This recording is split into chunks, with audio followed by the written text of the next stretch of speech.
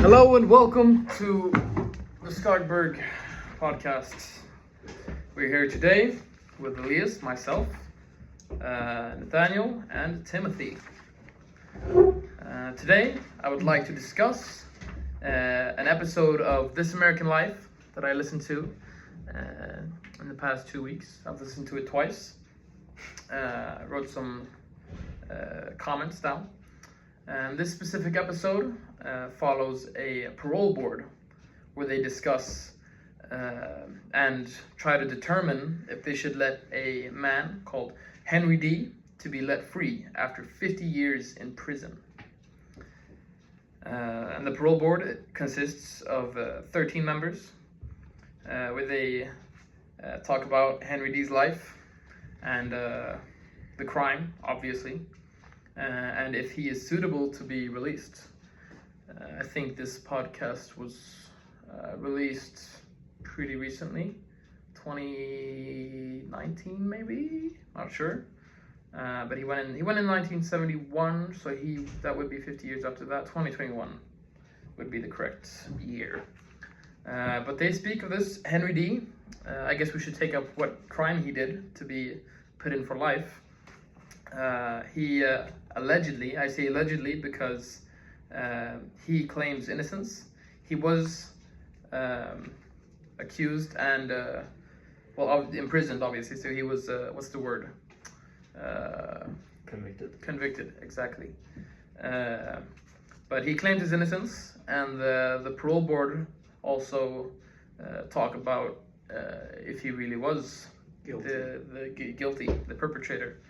But allegedly, him and another man called Mr. Sale went into a house and murdered the married couple that lived there with a hammer. So it was pretty brutal. They beat the wife to death, tied up the husband, and then they actually hit the husband so hard in the head with the hammer that it's stuck in his head, that it was like stuck in his skull. And then they robbed the house. They took the husband's taxi car. So he was a taxi driver. Took his car. And then eventually they were caught by the police not long after. So primarily during this conversation in the parole meeting, 3 questions are heavily focused on. And it is, has he changed? And if he's still dangerous? And then also if he's been punished enough. But that question is heavily debated because a lot of the parole members don't even seem to think that he's guilty. So a few of them think that he's innocent. So they sit there and they talk and they ask each other questions. It sounds very pretty casual almost, which was surprising to me. And also the podcast leader, he also mentions that it's surprising that they were so casual about this because these parole members are it's their job to work as, I guess, making these decisions for imprisoned inmates. But they speak pretty casually about him and if he should be let free or not. They ask each other questions like, they kind of banter with each other. Some ridicule each other for thinking he's innocent. The others think the others are evil for not thinking he's innocent. But the point being, or not the point, but these 3 questions of has he changed, is he still dangerous, and has he been punished enough, don't really pan out because they always seem to circle back to the gruesome crime, which I guess is understandable because it was pretty violent. But the point of parole is not how bad the crime was and if it was wrong or not. It's if he's changed, if he's been rehabilitated. And then also I can back this up through the article that I read, Prison Policy Initiative Report, where they write down that parole boards often go back to the original crime, which kind of defeats the purpose of a parole board because of what I said earlier. But D has said he's innocent. He never pled guilty, even though he got convicted. He pled innocent for 50 years straight. He's never strayed away from his story. Some of the parole members are skeptical and they use a lot of subjective opinions. Yeah. But throughout this podcast, you get to hear how they discuss and if he's innocent, if he's guilty, if that even matters, if he should be let free. They also talk about if they were to set him free, how would he survive on the outside? Like, does he have support? Does he have family members, a job, money enough to survive? And he does. He has his mother, who is, I think, or now she's passed away, but I think she was over 85 when they were doing this parole meeting, and I guess he was 70 something, maybe a little less. Yeah. So they discussed all these variables to how good the outcome of his release would be. But eventually, they have to get 8 votes to get him released, because it has to be more than half. And during the ending segment of the episode, they vote, and he gets released. Although I forgot to mention, he has 2 prior convictions after his first conviction. Oh, okay. Because he tried to escape twice, and he succeeded once. So he was charged with those as well. So immediately after he gets released from prison, he gets handcuffed and sent back to prison for the escape. So then he serves another 2 years in prison, and then his mom dies. So then he has no support. He gets growing health problems. He also had a friend who told him he was going to be able to get a job when he comes out. That didn't pan out.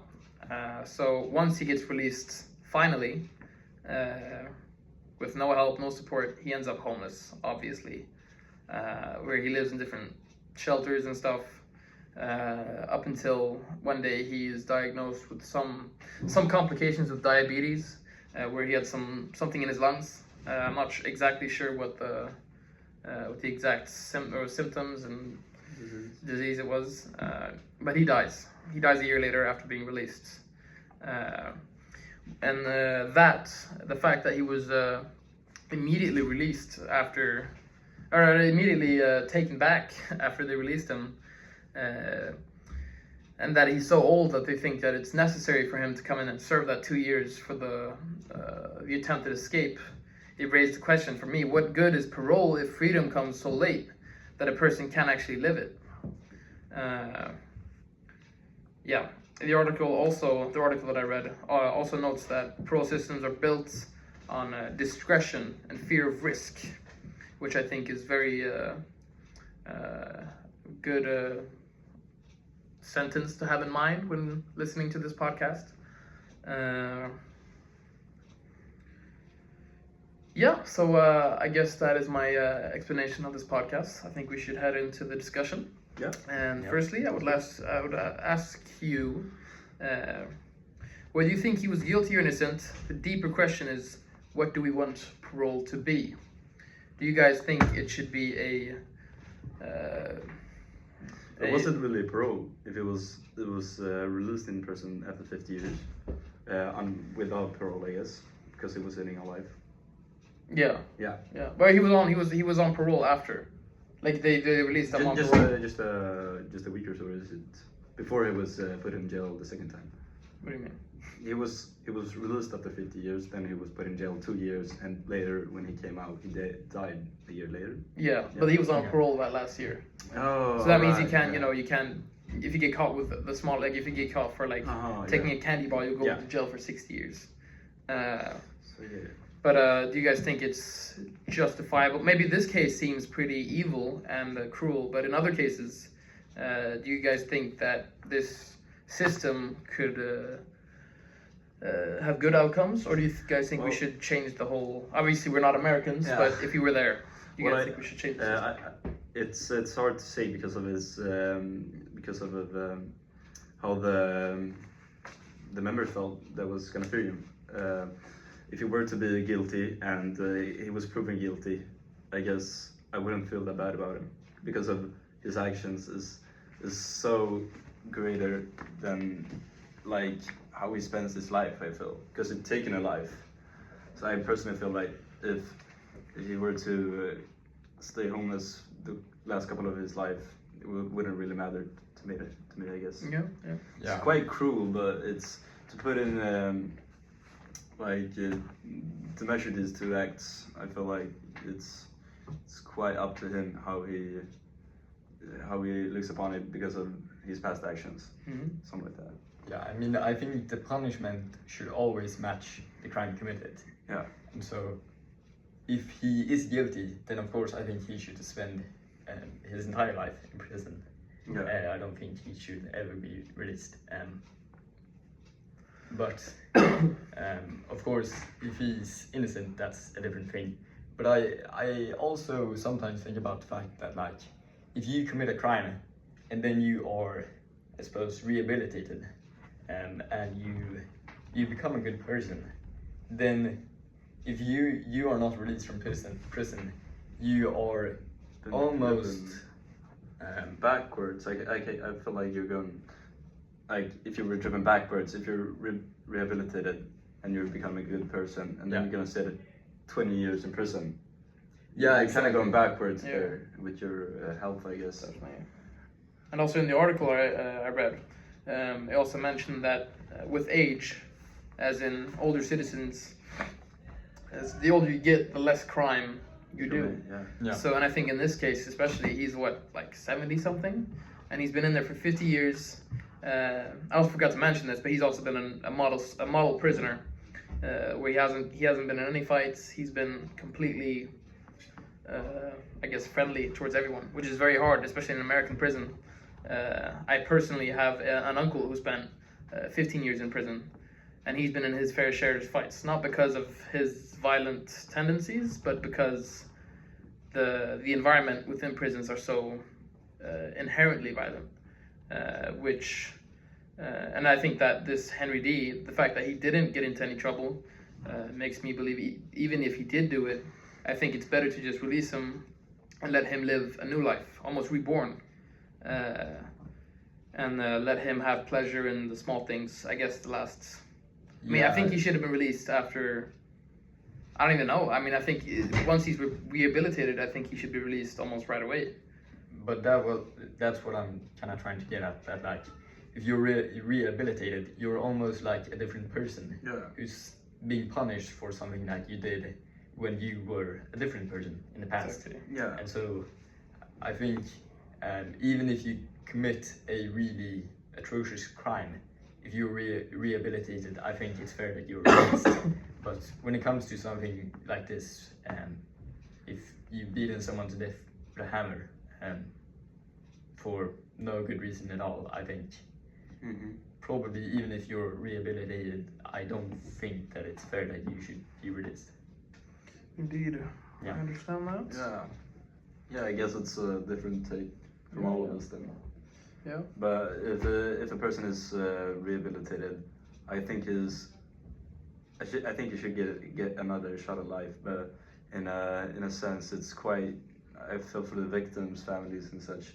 Yeah, I think exactly. that it's often up to them to decide if they want to forgive. Then fine, let the convicted be released, I guess. But if it was up to a judge to